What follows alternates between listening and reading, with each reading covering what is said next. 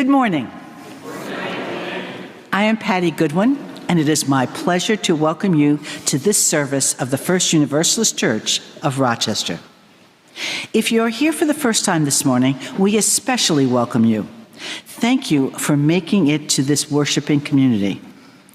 Please remain for coffee hour after the service for connection and fellowship. Today, we welcome to our pulpit Peggy Meeker. Reverend Peggy is a Unitarian Universalist minister who first came to our church as a seminary student in 2003.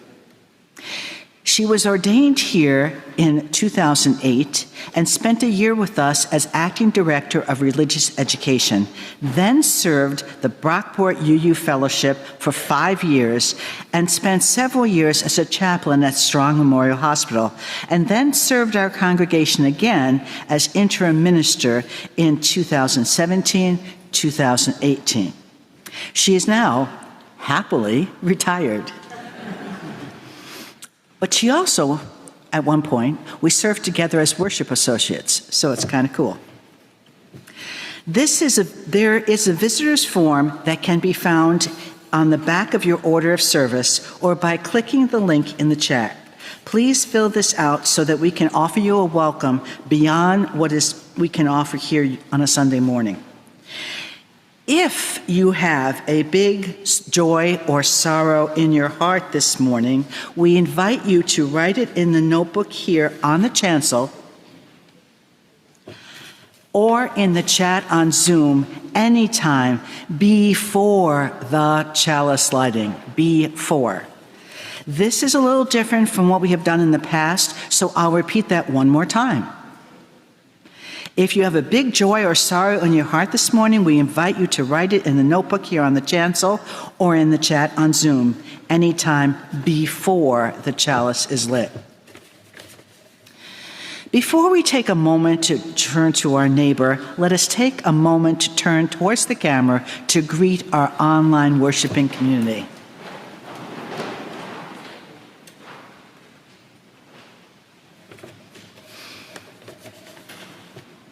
If you are online, please pop into the chat to offer a greeting. Now, here comes the favorite part of the service for everybody. If you're here at First Universalist, let us take a moment to turn to our neighbor this morning and offer a greeting.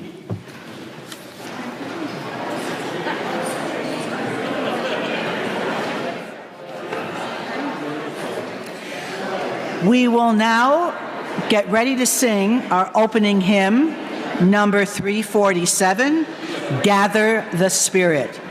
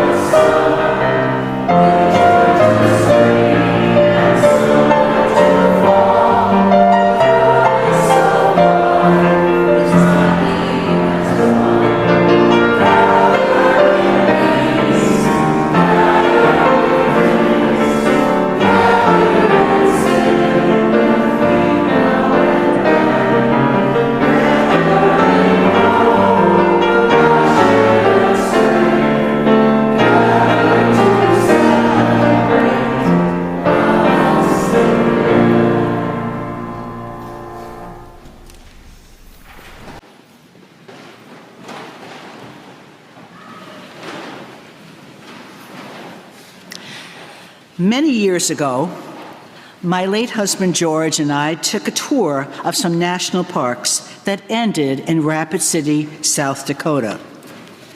From there, we went to explore the Badlands. But I took the road less traveled, of course. I went to the south edge. As I drove, I kept seeing protest signs. After one of these signs, I saw a Native American woman selling her crafts by the side of the road. We pulled in and learned that the federal government wanted to take their land which they considered sacred, to make a pipeline. I said, "Haven't we taken enough from you?" She, a Native American, and George, a Jew, started sharing their pain about what had been done to their peoples. It was so moving because both groups had lost so much to the powerful who were in control. As they shared their heartfelt stories of how their lands, their possessions, and their people's lives had been lost, I stood watching and listening with tears in my eyes. We have so much we can learn from different cultures from our own. We hugged, and as we were leaving, she gave me a bracelet that she had made.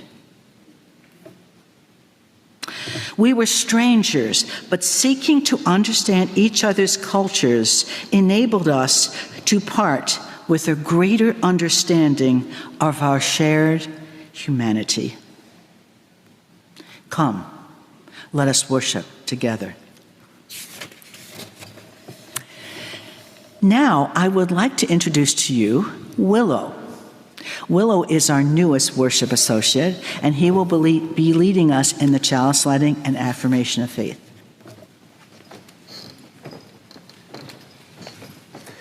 Thank you, Patty.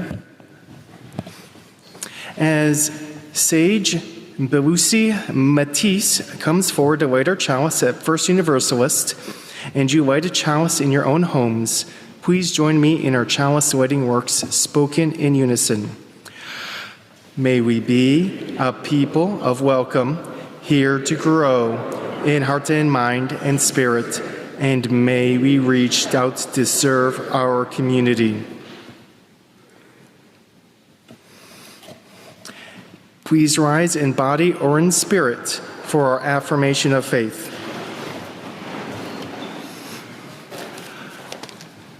Love is the doctrine of this church. The quest for truth is its sacrament, and service is its prayer. To dwell together in peace, to seek knowledge in freedom, to serve humanity in fellowship, to the end that all souls shall grow into harmony with the source and meaning of life. Thus do we covenant with each other and with all.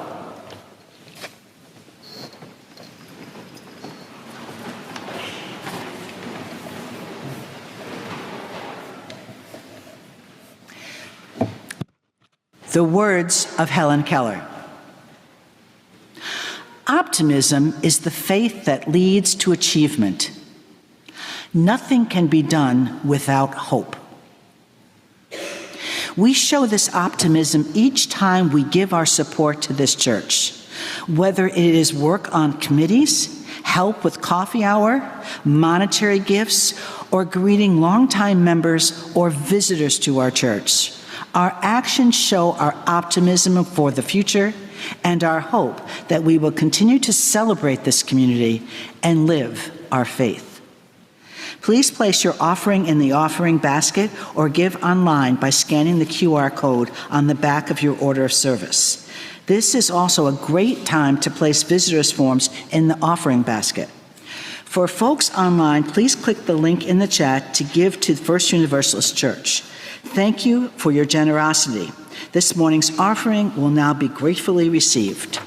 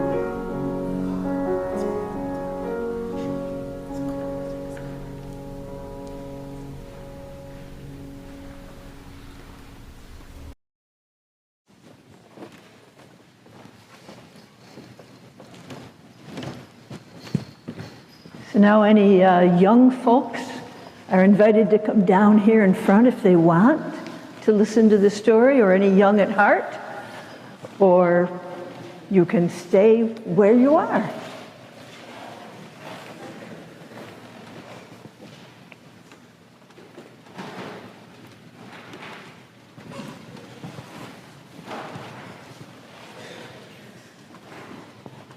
Once upon a time, not so long ago, there was a land where every breeze was a message, every lake was a mirror, and every tree was a ladder to the stars.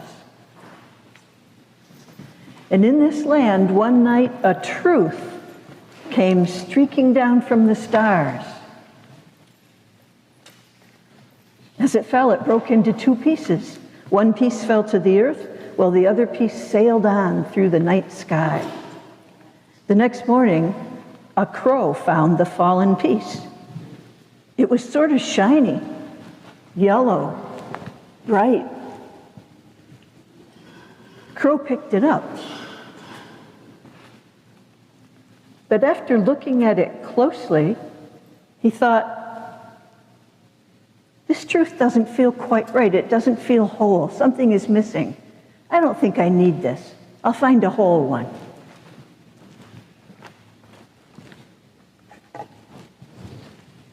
Other animals who liked shiny things came along, and they saw the little broken piece of truth, and they picked it up too because it was shiny, but they also decided something was missing, and they left it alone. Then one day, a human person came walking by and spotted the broken truth. There was writing on it, and it said, "You are loved. You are loved." The human thought about this, thought it was the most wonderful thing they'd ever seen. It made her feel proud and happy. She took the wonderful truth to her people, and they all loved this truth and believed in it. It became their most important possession. No, not yet. After a while, though, the people forgot about the breezes and the lakes and the trees. They heard only their truth, that they were loved. And they called it the truth.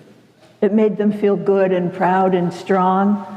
But they began to dislike and even fear other people who weren't like them and didn't have their truth.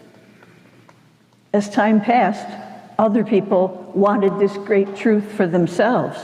So they fought over it, and the broken truth was won by one group and then another, and back and forth it went. And when the people didn't have their truth, they felt a great emptiness. Everything suffered. Trees, waters, breezes, animals, the earth, the people all suffered. Then one day, a little girl went to find Old Turtle, who was the wisest of all the beings on earth. She had to travel a long way. When she grew tired, she rode on the backs of animals and on the wings of birds who helped her find her way. Finally, she came to a great hill in the middle of everything. She had never seen so far or seen so much beauty. Then she met Old Turtle, who asked her, "Why have you come so far to find me, little girl?" And the girl said, "I have a question. Where I live, the earth is sore, and people are hurting and fighting, and they say it's always been this way and it won't ever change. Can it change, Old Turtle?" Old Turtle told her that the world hadn't always been like that. He told her that the broken truth caused trouble because it was close to the whole truth, but it was missing something. "But where's the missing piece?" asked the little girl. "Can we put the truth back together again?" "First," said Old Turtle, "remember that there are truths all around us, and within us, too. and they twinkle in the night sky, and they bloom upon the earth. They fall on us every day, silent as snow and gentle as rain. The people, when they clutch tight to their one truth, they forget that it's part of all the truths of life. They no longer see or hear these other truths, but perhaps, little one, you can. The little girl looked at all the beauty that surrounded her, hills and flowers and clouds and birds and light, and she began to feel that it was all very amazing and mysterious, and that truths were everywhere. Then Old Turtle said, remember this also, the broken truth and life itself will only be mended when one person meets someone else who maybe looks different or has different ways and realizes that they're both really a lot alike. Only then will people know that every person, every being is important, and the world was made for each one of us. And then Old Turtle placed a beautiful stone in her hand.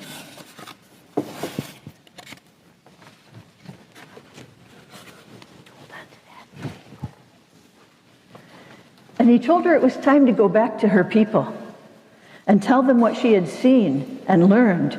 She tucked the stone in her pocket and hugged Old Turtle and started home. It took a very long time to get back. And when you take a long journey like that, especially a journey that touches your heart, you are changed. The people didn't recognize the girl. When she told them about a world made of small and gentle truths and all people being one people, they didn't understand. Okay, put that one up there, just that one. Then a crow flew up to the high place above the village where the great truth was kept, where everybody could see it.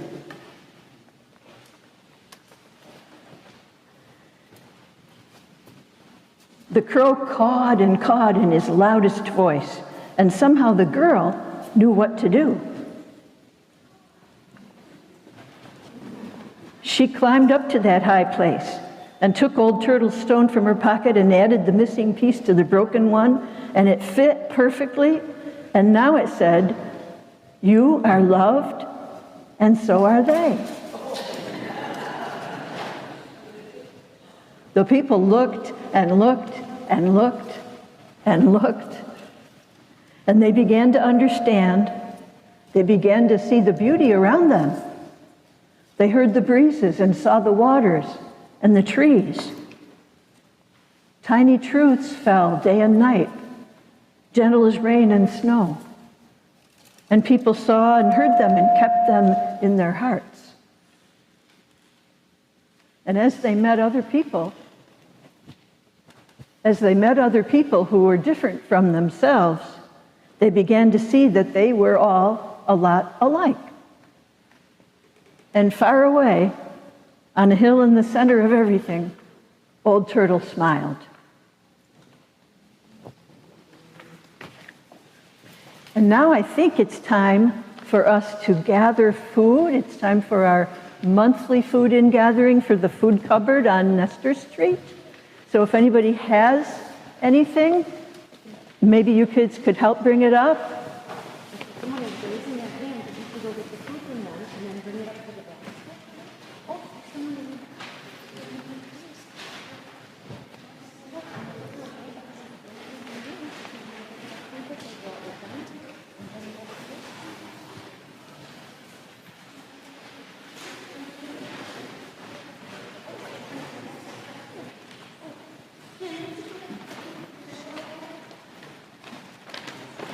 And after that's done, I have something for each of you kids.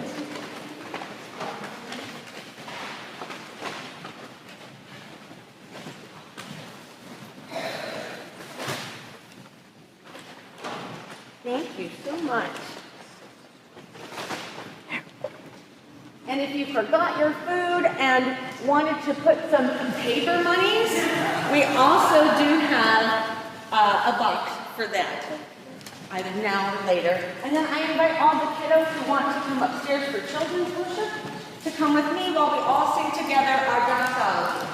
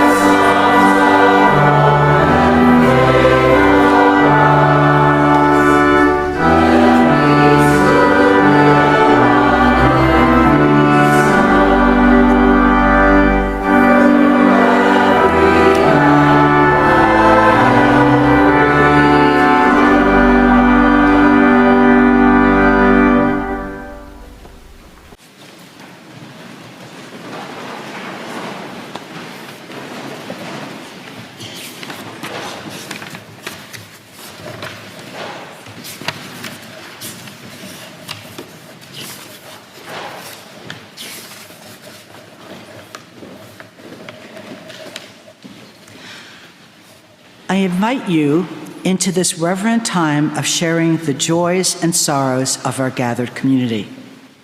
If you would like to, you can place a hand over your heart to be able to listen from this heart-centered place. We know so much is going on in our world today, and if you have sorrows or joys to share on behalf of our nation and global community, you are truly encouraged to do so today and into the future. As Willow places stones into a bowl, I will read aloud the joys and sorrows of our gathered community.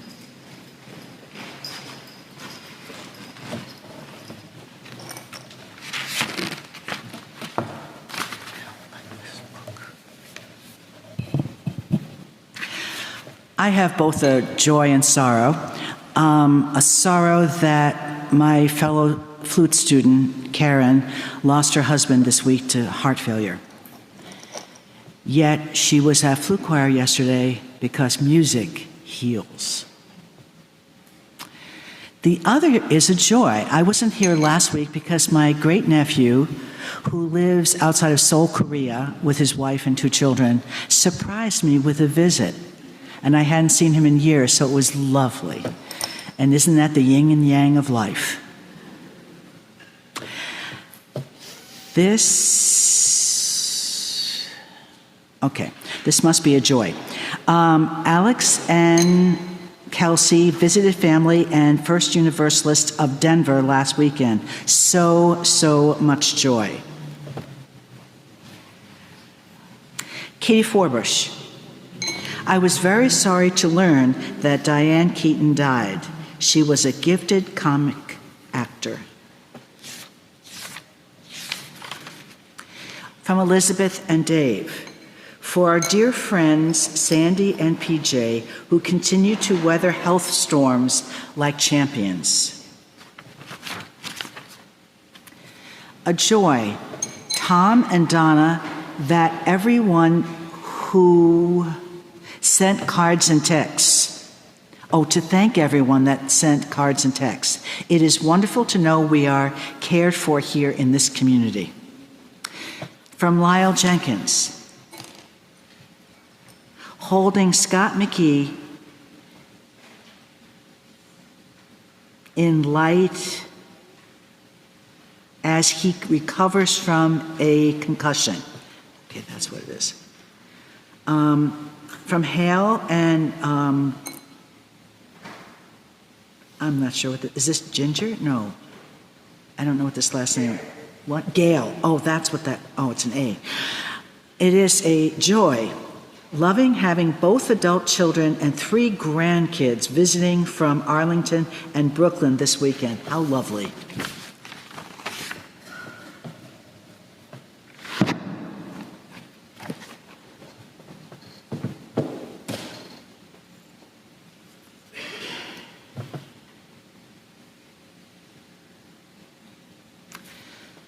A joy. Nancy is celebrating services today with Lisa. We send our heartfelt things to you, Lisa, because of that stupid elevator. Sorrow. thinking of all federal workers who are off, furloughed, or recently fired because of the shutdown.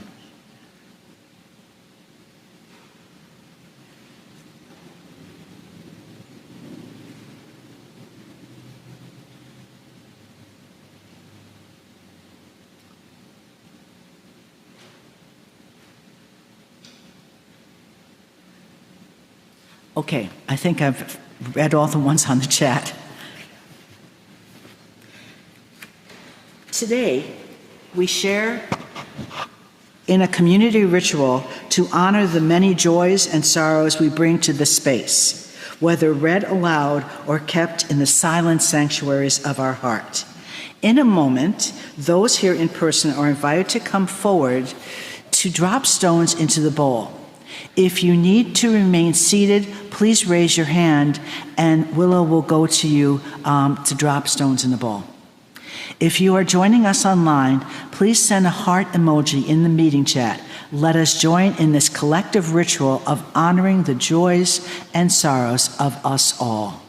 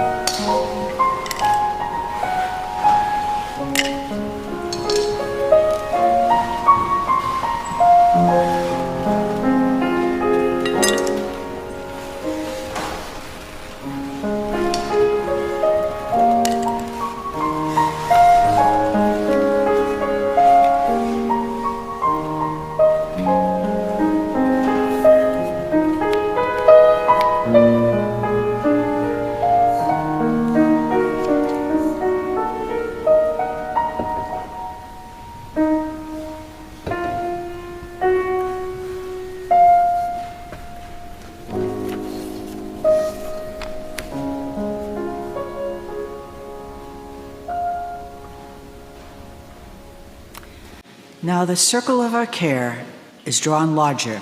May it increase forevermore.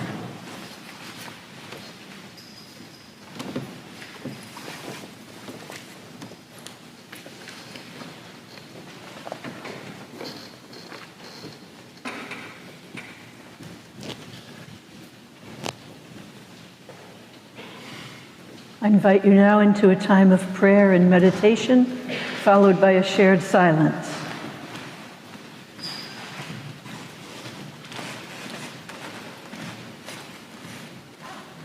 Spirit of life and love and abundance, we bring these joys and concerns, along with all that we hold silently in our hearts, into the silence within ourselves.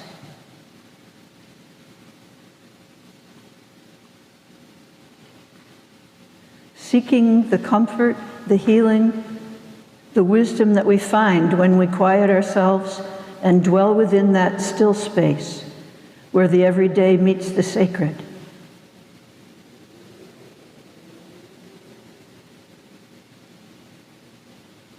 May we dwell here often, finding the spaciousness that we need, that our world needs.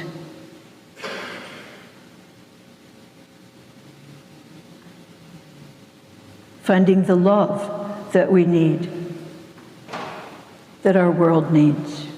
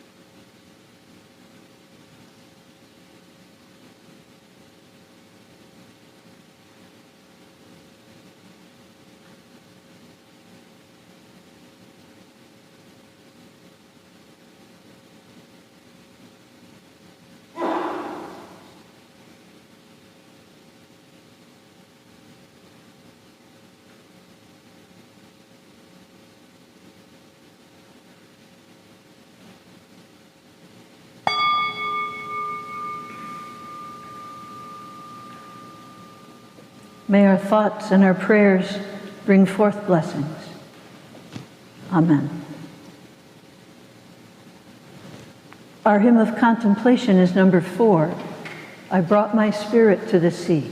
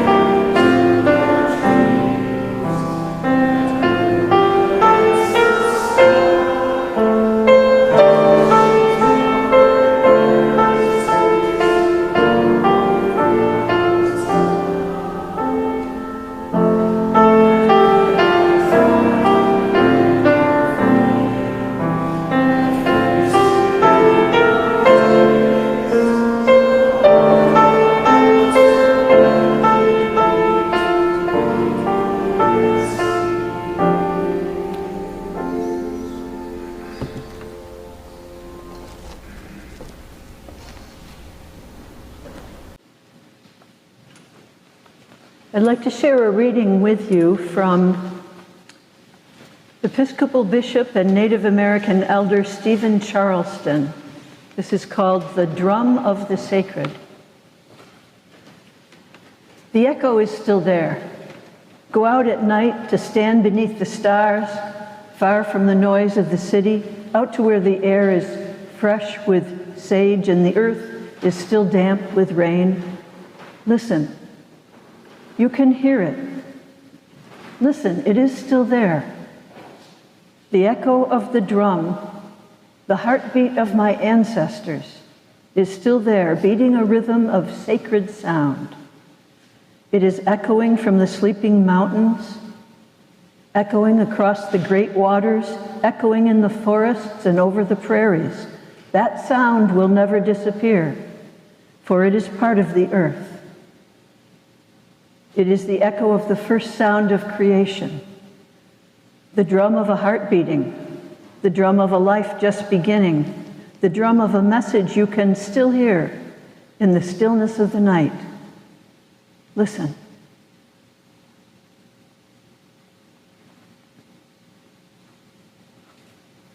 I am honored and grateful to be your guest preacher this morning. It's good to be here. Last fall, I joined a group of retired Unitarian Universalist ministers, which is what I am, to read the book Life After Doom, Wisdom and Courage for a World Falling Apart by Brian McLaren. McLaren was a conservative evangelical pastor for many years who, as he puts it, eventually, quote, explored beyond the narrow hall of my religious tradition and discovered that there were better ways to interpret the Bible than I had thought. I migrated from fundamentalism, he says, to more open and thoughtful forms of faith, forms that encouraged me to welcome truth wherever it was found, including in other faiths. Life After Doom, which was published last year, deals primarily with ecological overshoot and economic injustice. In other words, using our Earth's resources faster than they can be restored, and creating waste and pollution faster than the Earth can detoxify it.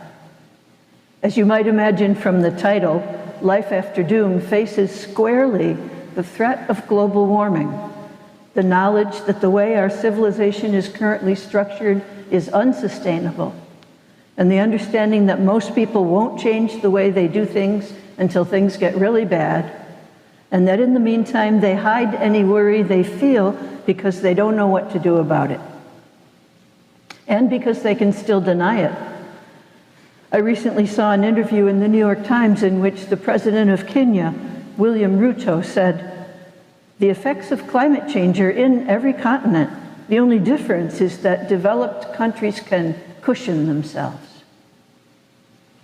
The good news is that 90% of McLaren's book is about what we can do and mostly be, because doing is not my focus this morning, to move our world toward wisdom, courage, resilience, and creativity. His main points are about our culture, indigenous culture, and letting be. Our culture, despite all that is good and beautiful about it, has been shaped by and is characterized by colonialism, supremacy, overconsumption, and exploitation, theft of land, resources, and labor to the point that it's hard for us to see it because it's the water that we swim in. We want our lifestyles to be sustainable, of course, but we are caught in what McLaren calls our addiction to cheap energy, and we are cushioned. Plus, as Einstein is said to have observed, we cannot solve our problems with the same thinking that we used to create them. It's hard for us to imagine an alternative. Indigenous culture is an alternative way of thinking, emphasizing community, cooperation, sharing, and living in harmony with the Creator and with all of creation. Wealth lies in having enough to share.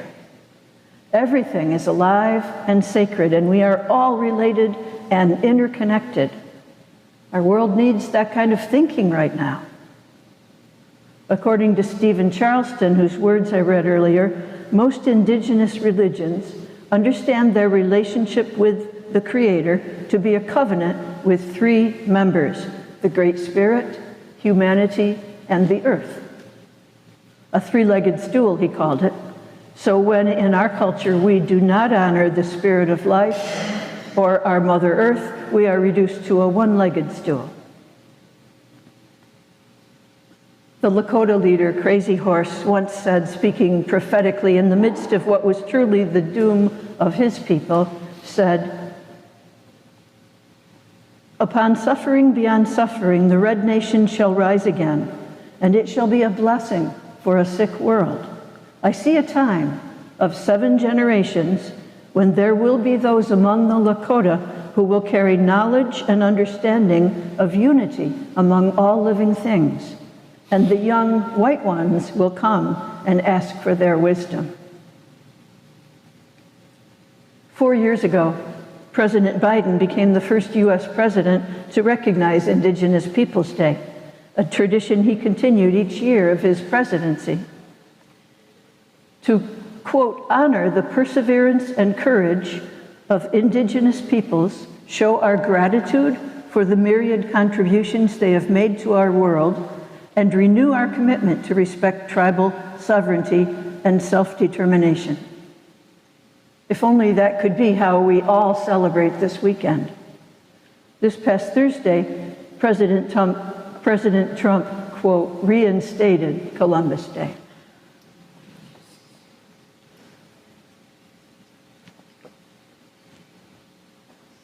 And here I might add, let us humbly acknowledge that we occupy the ancestral and treaty lands of the Haudenosaunee Onondaga people. May we seek guidance from the elders and land keepers, human and beyond, who have nurtured the resilience of this region for countless generations. These words are from Fruition Seeds in Naples, New York. They used to grow regionally adapted seeds for sale, and now they are sharing seeds and plants as gifts, as their contribution to changing our economic culture. One of the things that most fascinated me in McLaren's book was that he turned, in the middle of talking about indigenous wisdom, to the Bible, which he has come to see as, quote, the collective diary of an indigenous people who saw what the colonizer mindset was doing to humanity, to the earth, and to her creatures. I had never seen the Bible quite that way, but from beginning to end, it warns that trying to live like gods will only bring trouble, and that the good life follows from caring for those who are vulnerable. It starts with the stories of creation in the Garden of Eden, where the first humans lived in a paradise in which God said they could eat of the fruit of every tree in the garden, except for one, the fruit of the tree of the knowledge of good and evil, which of course they did eat.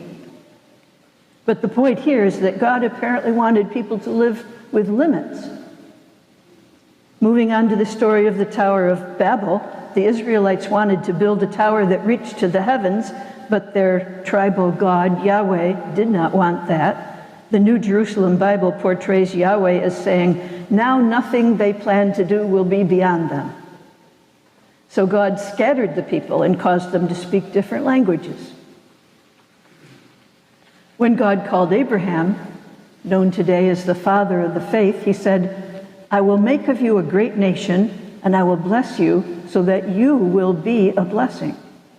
And in you all the families of the earth shall be blessed. So the Israelites were to be a blessing to other nations or other tribes, not a threat.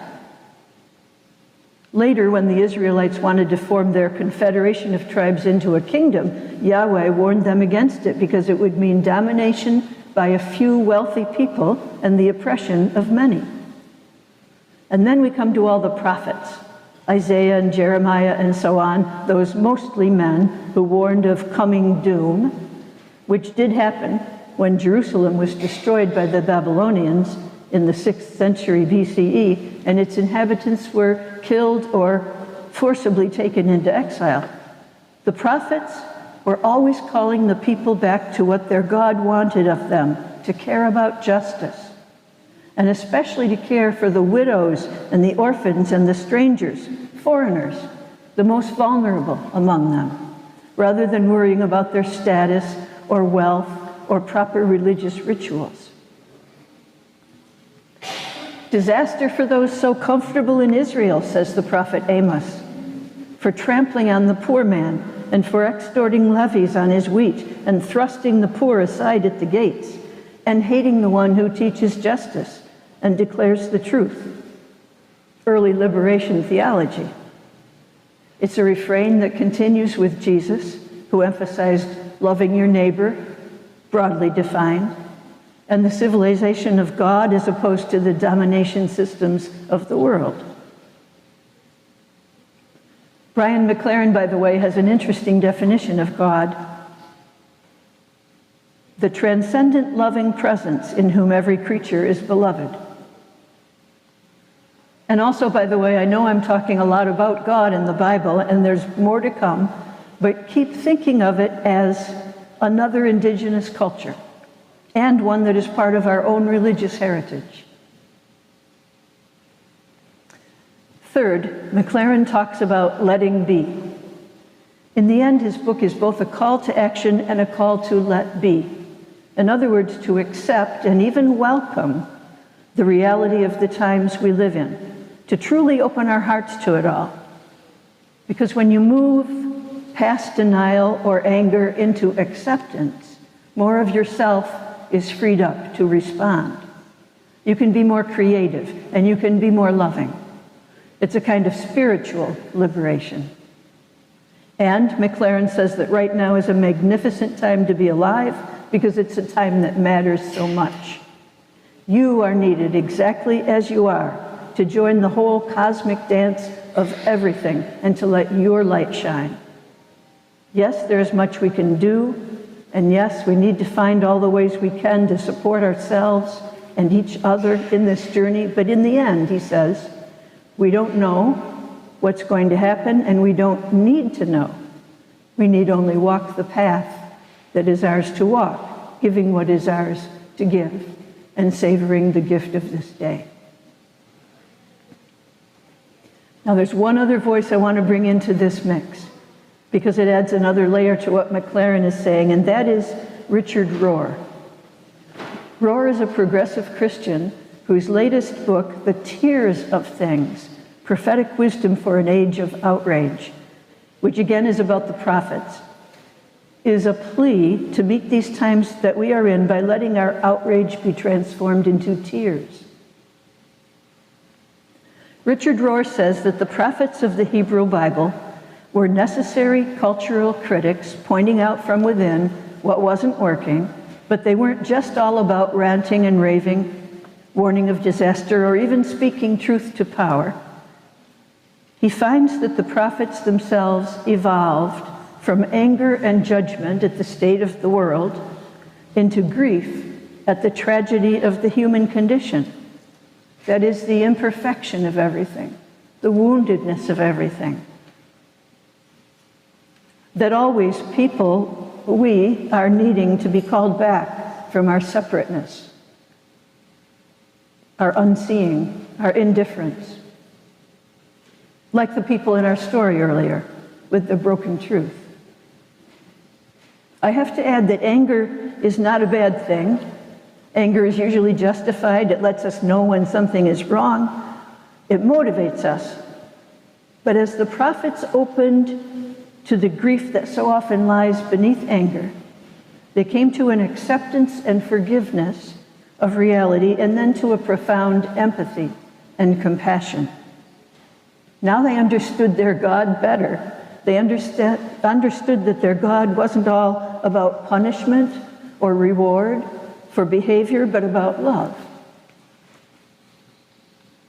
The prophet Amos, speaking for God, ends up saying, "I mean to restore the fortunes of my people Israel.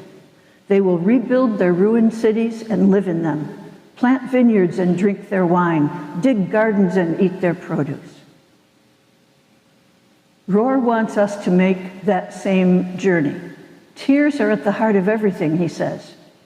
It needn't be physical tears, but tears represent tapping into something deep within, the depths from which we care, the depths at which words and logic and ego fall away and the spirit comes to the fore. Tears don't change everything that's wrong, but they change the person who weeps. Tears soften us. They move us closer to love. And so in this beautiful, imperfect world, in this time of threatening doom, climate, political, and otherwise, as we look for wisdom and courage, let us look within to that still center where we find the truth of our own experience, and to the earth for the truths that fall night and day, just as right now leaves are falling and fruit and seeds for future life, and to other cultures that have tried to live in harmony with the earth and its sacred rhythms. And let us always center love, the center of our UU values. Love for yourself, for all other beings, for our sore and beautiful Mother Earth, and for the whole mess and beauty of everything. And may that great web of interdependence and sharing nourish and sustain us all. Amen. Please rise in body or spirit for our closing hymn, number 295. Sing out praises for the journey.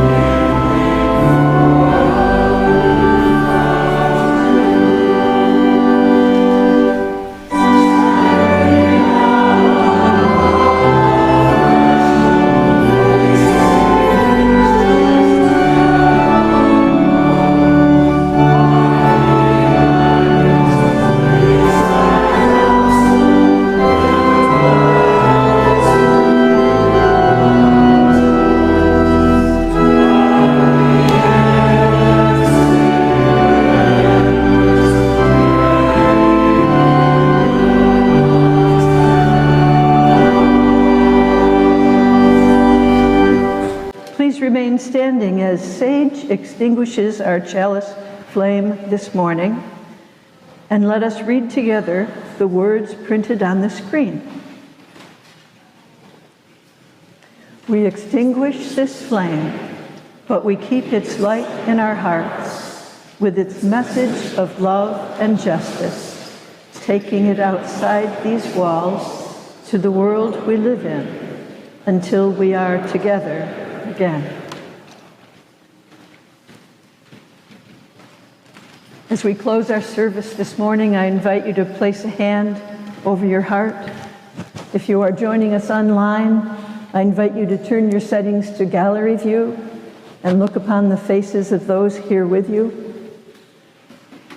For those of us in the room, take a moment to look around at those here with you today.